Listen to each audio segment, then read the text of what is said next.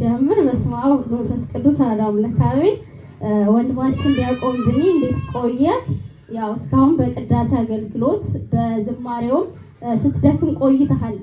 ያም ሳይገድብክ ድካምህን ሁሉ ነገር ተቋቁመህ እዚህ መርሃ ግብራችን ላይ አክብረህን ስለተገኘ እጅግ አድርገን በቤተክርስቲያን ስም እናመሰግናለን። ከዚህ በመቀጠል ያው ከምዕመናንም ከኛም እኛም የምንፈትሽባቸው እኛ ምን እያደረግን ነው፣ እኛስ እነዚህ ነገሮች እናሟላለን፣ ቤተክርስቲያን የምትፈቅደውን በልኳ እያደረግን ነው ወይ የሚለውን የምንፈትሽበት ራሳችን እኔ ራሴ የምፈትሽበትን ጥያቄዎች አሉ። የመጀመሪያ ጥያቄያችን የሚሆነው ቅዳሴ እየተቀደሰ ወደ ቤተ መቅደስ እንገባለን። እንደውም ብዛት አሃዱ ሲባል እንቅስቃሴና ድምጾች አሉ። ያ ችግር የለውም ወይ? እሺ፣ በጣም ጥሩ ጥያቄ ነው። እንግዲህ ጥያቄውን ጠቅልላ አድርጌ ለማየት ስሞክር በቅዳሴ ሰዓት ቤተ መቅደስ ውስጥ መንቀሳቀስ እና ድምፅ ማሰማት ይቻላል ወይ? ወይም ደግሞ አሐዱ ከተባለ በኋላ ወደ ቤተ መቅደስ መግባት ይቻላል ወይ የሚል አንድምታ ያለው ጥያቄ ነው እህታችን የጠየቀችው። እንደ ቅድስት ቤተክርስቲያናችን አስተምህሮ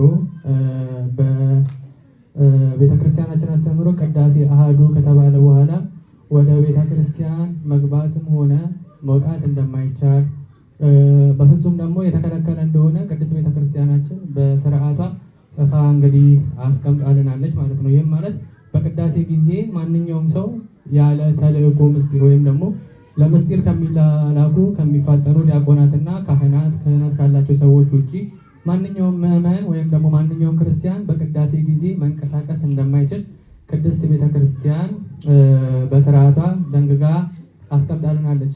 እንደውም ለዚህ ማስረጃም እንዲሆነን በቅዳሴ ሰዓት ቅዳሴ ካህኑ ሊቀድስ ሲገባ ሁል ጊዜ መጀመሪያ የሚለው ነገር አለ አይደለ? ገና ወደ ቅዳሴ ሊገባ ሲል ግብአተ መንጦላዕት ቅዳሴ 3 ክፍሎች አሉት። ግብአተ መንጦላዕት፣ ስብከትና የመጨረሻው 3ኛው ክፍል ደግሞ ፍሬ ቅዳሴ የምንለው ነው። በግብአተ መንጦላዕት ውስጥ ሆኖ ካህኑ የሚያነበው ንባብ አለ ወደ ቅዳሴ ገና ከመግባታቸው በፊት። እሷን ልንገራችሁና ካለን ሰዓት አንጻር አጠር አድርጌ ነው ለመመለስ የምንሞክረው ማለት ነው። ካህኑ እንዲህ ብሎ ያነባል። ይህች ቀን ምን ያህል የምታስፈራ ናት! ይህች ቀን ምን ያህል የምታስደነግጥ ናት! መንፈስ ቅዱስ ከሰማይ ሰማያት የሚወርድባት ናት። ይህን መስዋዕቱን የሚሰውርባትና የሚያከብርባት ናት። በጽሞናና በመፍራት ቁሙ ይላል።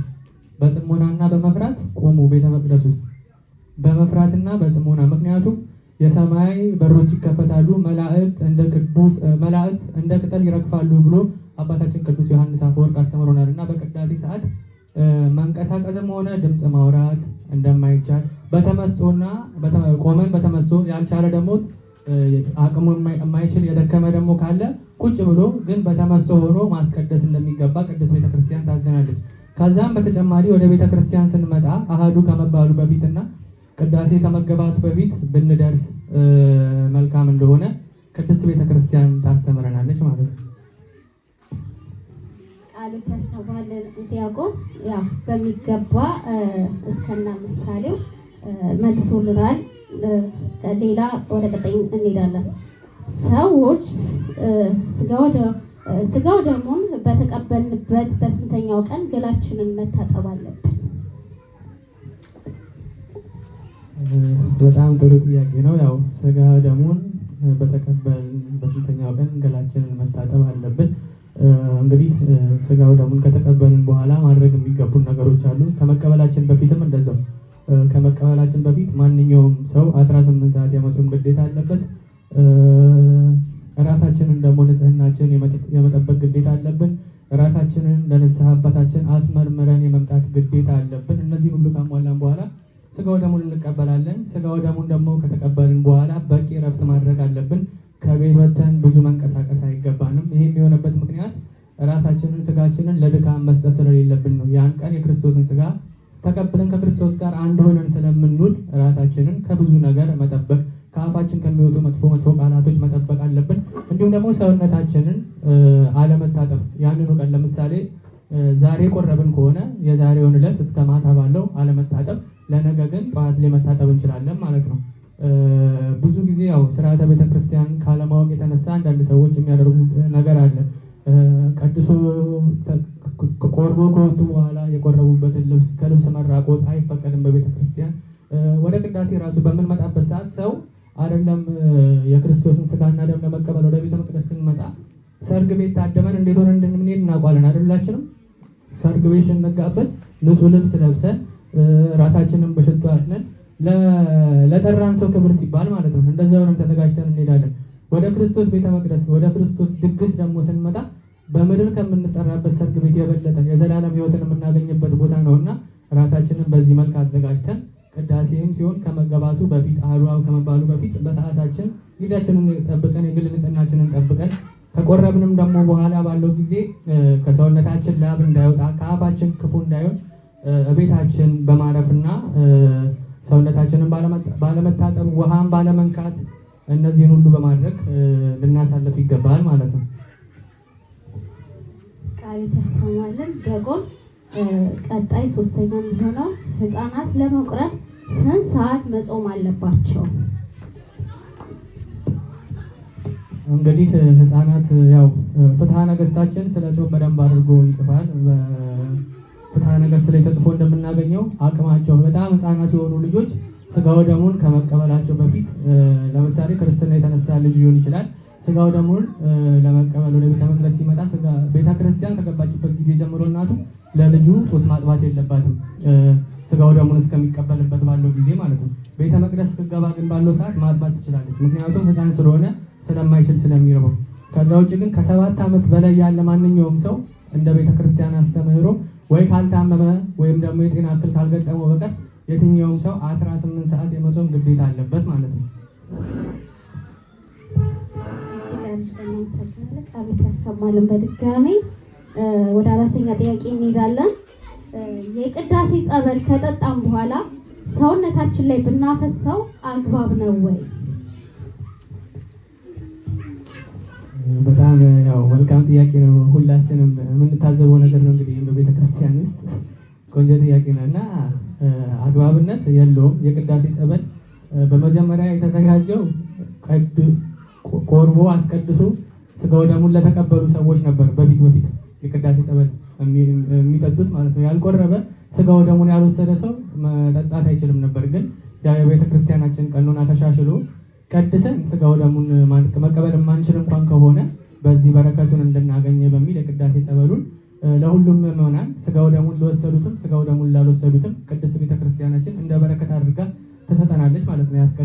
ያስቀደስንበት በረከት ነው እና ከዚህ ነገር አንጻር ማየት ያስፈልጋል። በመጀመሪያ የቅዳሴ ጸበል የሚጠጣ ብቻ ነው። ያስቀደሰ ሰው ደግሞ ብቻ ሊጠቀመው የሚገባ ነገር ነው። ያላስቀደሰ ሰው በመጀመሪያ መጠጣት አይችልም። ወደ ቤት ይዞ መሄድ አይቻልም። ያስቀደሰ ሰው ብቻ በቤተ መቅደስ ውስጥ የነበረ ሰው ሙሉ ቅዳሴን ቆሞ ያስቀደሰ መጠጣት የሚገባው ነገር ነው። ከዛ ውጪ ለሰውነታችን ማፍሰስ ይቻላል ወይ? በፍጹም አይቻልም። ለሰውነታችን የሚሆን ቤተክርስቲያናችን ሌላ ጸሎት ተጸልዮበት በሌላ ስርዓት ያዘጋጀችው የፈውስ ጸበል አለ። በሱ ለሰውነታችን መጠቀም እንችላለን። የቅዳሴ ጸበል ግን ለበረከት ነው። እንደውም ደጋግሞ ምናምን የሚጠጣም ሰው አለ አይደል? ካያችሁ 3-4 የቅዳሴ ጸበል አይጠጣም። ለበረከት ስለሆነ ትንሽዬ ከደረሰ ይበቃል ማለት ነው እና ከዚህ ነገር አንጻር ካለማወቅ የመጣ ይመስለኛል። ለሌላ ጊዜ ግን ከዚህ ተምረን የበረከት ነገር ስለሆነ በረከት አግኝተን እንድንሄድ ያስፈልጋል ማለት ነው። ቃሊት ያሰማልን ወንድማችን ዲያቆን። ወደ 5ኛ ጥያቄ እንሄዳለን። በቅዳሴ መሀል ምዕመናን እየሄዱ የቅዳሴ ጸበል ያስቀምጣሉ አግባብ ነው ወይ? አንደኛው ጥያቄ። ከዚህ ጋር አያይዘህ የምትመልስልን ደግሞ ሲቀጥል የቅዳሴ ጸበል ማን ነው ፊት ወስዶ የሚያስቀምጥልን ሴት ወይስ ወንድ? ይሄንን እንዴት ቤተክርስቲያን ታየዋለች? እንግዲህ እኔ እውነት ለመናገር እዚህ ከመጣ የገጠመኝ ነገር ነው። ሁላችንም ሀገር ቤት ኢትዮጵያ እናውቀዋለን አይደለ? የቅዳሴ ጸበል ሲጀምር ወደ ቅድስተ ቅዱሳን ወደ ቤተ መቅደስ እንኳን የሚያስጠጋን ሰው የለም አይደል? ምክንያቱም ክብር ስለሆነ ነው። ቤተ መቅደስ 3 ክፍሎች አሉት። ቀኔ ማህሌት አለ፣ ቅድስተ ቅዱሳን አለ፣ ቤተ መቅደስ አለ። የምዕመናን ቦታ የቱ ጋር እንደሆነ ይታወቃል። የቀኔ ማህሌቱ ደግሞ መሪጌቶች የቱ ጋር እንደሚቆሙ ይታወቃል። ቅድስተ ቅዱሳን የቱ ጋር እንደሆነ ይታወቃል። ቤተ መቅደሱ የቱ ጋር እንዳለ ሁላችንም እናውቀዋለን አይደል? የቅዳሴ ጸበል በመሰረቱ የሚቀመጠው ሀገር ቤት ቤተ መቅደስ ውስጥ ነው። ቅዳሴ የሚከናወንበት ቤተ መቅደስ ውስጥ የሚዘጋጀው የሚቀድሰው ዲያቆን ቅዳሴ ከመገባቱ በፊት የሚሰራቸው ስራዎች አሉ። ቅዳሴ ከመገባቱ በፊት የቅዳሴ ጸበሉን በቤተ መቅደስ ባለው ዕቃ ውስጥ ይሞላል። የሚሰጠው ቅዳሴ እንኳን ሲያልቅ ምዕመን አይሰጥም። ምዕመን ማደል አይችልም።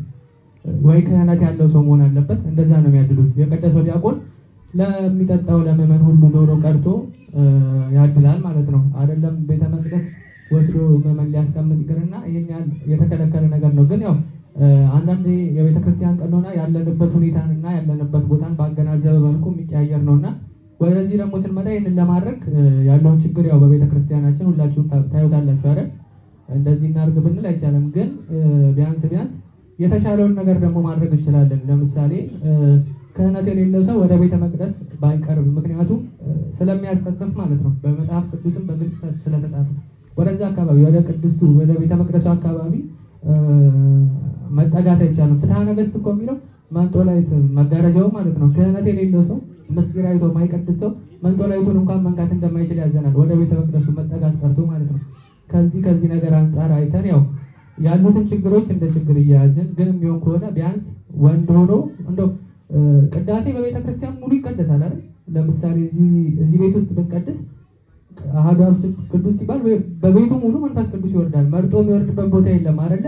ስለዚህ እዚህ ጋርም ተቀመጠ እዛ ጋርም ተቀመጠ ያ ጸበል ከጸበልነቱ የሚቀይረው ነገር የለም። ምክንያቱም ጸበሉን ጸበል የሚያደርገው የሚነገረው ቃል እግዚአብሔር ስለሆነ ማለት ነው። ለምሳሌ ወረቀት ሌላ ነገር ሊጻፍበት ይችላል። መጽሐፍ ቅዱስን ለምሳሌ ብንወስድ ወረቀቱ መጽሐፍ ቅዱስ ብለን እንድንጠራ ያደረገው ወረቀቱ አይደለም፣ ወረቀቱ ላይ ያረፈው ቃል ነው አይደለ? ልክ እንደዛ ብናይ የሚነገረው ቃል ያንን ውሃ ወደ ቅዳሴ ወደ ጸበልነት እንደሚቀይረው አምነን ወንዶች የሚቻል ከሆነ በያለንበት ብናስቀምጥ ከፍተ ነው ማለት ነው። ሁላችንም በያለንበት ብናስቀምጥ፣ ምክንያቱም ቤተ መቅደስ ውስጥ እንዳለ በቅዳሴ ሰዓት ቅድም እንዳልኳችሁ መላእክት ይነጠፋሉ፣ የሰማይ መጋረጃ ይገለጻል፣ መንፈስ ቅዱስ ይወርዳል። የትኛው እዚህ ቦታ ብለን የምንነግረው ቦታ ስላልሆነ ማለት ነው። ስለዚህ በያለንበት ከፍተን ብናስቀምጥ፣ ወደ ቤተ መቅደስ የምንጠጋውን ነገር ብንጠነቀቅ፣ ምክንያቱም መቅሰፍትን ስለሚያመጣ ማለት ነው። ከዚህ ነገር አንጻር ሴትም ወንድም ወስዶ እዛ ጋር ማስቀመጡ ሳይሆን ክህነት የሌለው ሰው በመጀመሪያ መንካት አይችልም። ስለዚህ በያለንበት ሁላችንም ለቅዳሴ ብለን ይዘን የምንመጣውን ጸበል ብናስቀምጥ፣ ለወደፊት ደግሞ እግዚአብሔር ከፈቀደ እኛም ቀድመን መጠን ያው አገልግሎቱን በደንብ እንትን ለማለት እንሞክራለን። የሆነ ቃል ተዘጋጅቶ ለሁሉም ሰው በአንድ ቃል ተደርጎ የሚጠጣበትን ሁኔታ ለማመቻቸት እንሞክራለን። ካልሆነ ግን በሃይላንድ ይዘን ስንመጣ ባለንበት ከፍተን ከፊት ለፊት አንድ ቦታ ላይ ብናስቀምጥ ወደ ቅዱሱም ሳይወጣ ወደ ቤተ መቅደሱም ሳይጠጋ ማለት ነው። እንደዛ ብናደርግ፣ ካልሆነ ግን የተሻለ የሚሆነው ቢያንስ ወንድ ሆኖ ወደ ቤተ መቅደስ ቢቀርብ የተሻለ ይሆናል ማለት ነው። ቃሌት ያሰማልን፣ ሰፋ አድርገን ያብራራህልን። ቀጣይ ጥያቄ የሚሆነው ክርስትና በምናስነሳበት ጊዜ ምን ቅድመ ዝግጅት ማድረግ አለብን? እሺ፣ አንድ ክርስትና ሊነሳ የተዘጋጀ ሕፃን ምን ማድረግ አለበት? ወይም ደግሞ ትልቅም ከሆነ ምን አይነት ቅድመ ዝግጅቶችን ማድረግ አለበት ነው ጥያቄ። ያው ትልቅ ሰው ከሆነ ራሱን የሚያውቅ ሰው ከሆነ መጀመሪያ የንስሐ አባቱን ማናገር አለበት። ከንስሐ አባቱ ጋር ያለውን ቀኖና ወስዶ መጨረስ አለበት። ለሕፃናት ደግሞ ከሆነ ለሕፃንም ቢሆን ያው ወላጆቹ የንስሐ አባቱን ቀድሞ ያናግራሉ፣ የንስሐ አባታቸውን። ከዛን በዕለቱ የንስሐ አባቱ መጥቶ የሚደረጉትን ነገሮች ይናገራል። ለምሳሌ አንድ ልጅ ክርስትና ሲነሳ በቤተክርስቲያናችን ቀኖና መሰረት ፀጉር እንዲቆረጥ ግዴታ ያዛል። ምክንያቱም 36 አካሎች አሉን። ክርስትና በምነሳበት ጊዜ እነዚህ 36ቱም የሰውነት አካሎቻችን በቅብአ ሜሮን እና በቅዱስ ጸበሉ ይባረካሉ ማለት ነው። ፀጉር ካለው ከፀጉሩ ጋር አብሮ ሊነሳ ነው፣ ፀጉሩን ሳይቆረጥ የመጣ ክርስቲያን። ይሄ በቤተክርስቲያን ብዙ ጊዜ የሚያጨቃጭቅ ነገር ነው። እንደውም አባቶቻችን ተናግረው በቃ ከአቅማቸው በላይ ሲሆን የተውት ነገር ነው። በሳይንሱም ደግሞ ብናየው የተወለደ ሰው ፀጉሩን ይላጫል አይደል? የሆነ ታይም ላይ ግዴታ ይላጫል። አብሮት እስከ ዘላለም የሚቆይ ነገር አይደለም እና ይህን ቅድመ ጥንቃቄ ንጽህናውን የልጁን ንጽህና ጠብቀን ወደ ቤተ መቅደስ ይዘን መምጣት፣ ጥፍሩን መቁረጥ፣ ፀጉሩን መላጨት። ከዛም በተጨማሪ ደግሞ በቅዳሴ ሰዓት ዋናው ሰዓትን ጠብቆ መገኘት። ቅዳሴ ስንት ሰዓት ነው የሚገባው ይታወቃል። በቅዳሴ ሰዓት ቅዳሴ ከመገባቱ ቀደም ብሎ መገኘት ያስፈልጋል ማለት ነው። ቃሉት ያሰማልን። ያው ቅድም ስለ ጸጉር መንስተሃል። እስኪ ጥያቄውን ላንሳው። ህፃናት ክርስትና ሲነሱ ብዛት ጸጉራቸውን አይላጩም። ቤተ ክርስቲያን ይሄንን እንዴት ታየዋለች? በመጀመሪያ እግዚአብሔር የፈቃድ አምላክ ነው አይደል? ሁላችንም እንደምናውቀው እግዚአብሔር የሰው ልጅ ማንንም አያስገድድም። አዳምን እንኳን በገነት ፈጥሮት እንደሚያጠፋ ያወቀው ነበር አዳምን በገነት የፈጠረውና ምክንያቱም እግዚአብሔር መጀመሪያ መጨረሻም የሌለው አምላክ ነው። በምድር ላይ ስለሚሆነው ነገር ሁሉ መጀመሪያም ያውቅ ነበረ። ግን እኛን ደግሞ ለነጻ ፈቃዳችን አሳልፎ ሰጥቶናል ማለት ነው። የቤተ ክርስቲያን ስራ የሚሆነው የአባቶቻችን ስራ የሚሆነው እዚህ ጋር መናገር ነው። የተሰጠንን ሕግ እኛ እንድናቅ እኛ እንድንረዳ ይነግሩናል፣ ያስተምሩናል። አውቀን መተግበር የእኛ የወላጆች ድርሻ ይሆናል ማለት ነው። ይሄ ጥያቄ ብዙ ጊዜ የሚነሳው ከዚህ አንጻር ነው። ትክክል እንዳልሆነ በጣም ብዙ ምዕመን ያውቋል። ጸጉርን ሳይቆርጡ ቤተክርስቲያን ይዞ መምጣት፣ ክርስትናን ለማስነሳት ይዞ ቤተ መቅደስ ይዞ መምጣት ቀኖና ቤተክርስቲያን አይደለም። የግዴታ ክርስትና ሊነሱ ሲመጡ የክርስቶስን ልጅነት የሚያገኙበት ነው። ከስላሴ ጋር አንድ የሚሆኑበት ነው። እግዚአብሔርን የሚቀበሉበት ነው። ጸጋ መንፈስ ቅዱስ የሚዋሃድባት ጊዜ ስለሆነ የግዴታ ጸጉራቸውን መላጨት አለባቸው። ለምን ብትይ ሁለት ምክንያት ልስጥሽ። የመጀመሪያው ቅድም ብዬሻለሁ፣ 36 የሰውነት ክፍሎች አሉ። እነዚህ 36ቱም የሰውነት ክፍሎቻችን በቅብአ ሜሮን ክርስትና በምነሳበት ጊዜ ይቀባሉ። 36ቱም ምናልባት ሁላችንም ልብ ብለን ላናይ እንችላለን፣ ግን ካህኑ ያንን ነው የሚያደርገው። እንደገና ደግሞ በማይ በጸበል በዛ በቅዱስ ጸበሉ ይነክራል አይደለም ወደ ማዩ። አሁንም እነዚያ 36 የሰውነት ክፍሎቹ ከእግዚአብሔር ጋር አንድ የሚሆንበት ቀን ነው ያን ቀን ማለት ነው። ከዚህ አንጻር ጸጉሩ ግን የሚኖር ከሆነ የሚቆረጥ ነገር ነው፣ ከብዙ ነገር እንትን ይላል ማለት ነው። በዚህ የተነሳ ንጽህናን ጠብቆ የእጅ ጥፍርን ቆርጦ ጸጉርን ላጭቶ ይዞ መምጣት ይገባል። ከዛ ውጭ ግን ቤተክርስቲያን ቅድም እንዳልኩት ታስተምራለች፣ ትናገራለች፣ እንደዚህ አታድርጉ ትላለች። ግን እምቢ ብሎ ደግሞ ለመጣ የእግዚአብሔርን ልጅነት አትነፍግም፣ ትሰጣለች። ግን ስርዓትን ደግሞ የማሳወቅ የመናገር የአባቶቻችን ግዴታ ነው። እሱን ደግሞ ያደርጋሉ። ብዙ ሰው ግን ያው በንቀትም ሊሆን ይችላል፣ በመዳፈርም ሊሆን ይችላል እያደረጉ እንደዚህ ይመጣሉ። ያው ይሄ ነገር ሊታሰብበትና ሊታይ የሚገባው ጉዳይ ነው ማለት ነው። ቃሊት ያሰማልን። እጅግ አድርገን እናመሰግናለን። ሌላው አብዛኞቻችን ከነጫማችን ነው የምንገባው። እንደውም ኧረ ይበርደኛል ደግሞም እኮ ጫማዬ ንጹህ ስለሆነ መግባት እችላለሁ ብለው ይገባሉና ቤተክርስቲያን ምን መልስ አላት ለዚህ? በጣም ጥሩ ጥያቄ ነው። ስለማይም ነው ቤተክርስቲያን ከነጫማ ይገባል አይገባም ለምንድን የሚለውን መጽሐፈ ኢያሱ ምዕራፍ 5 ከቁጥር 15 ጀምሮ እንዲህ ይላል።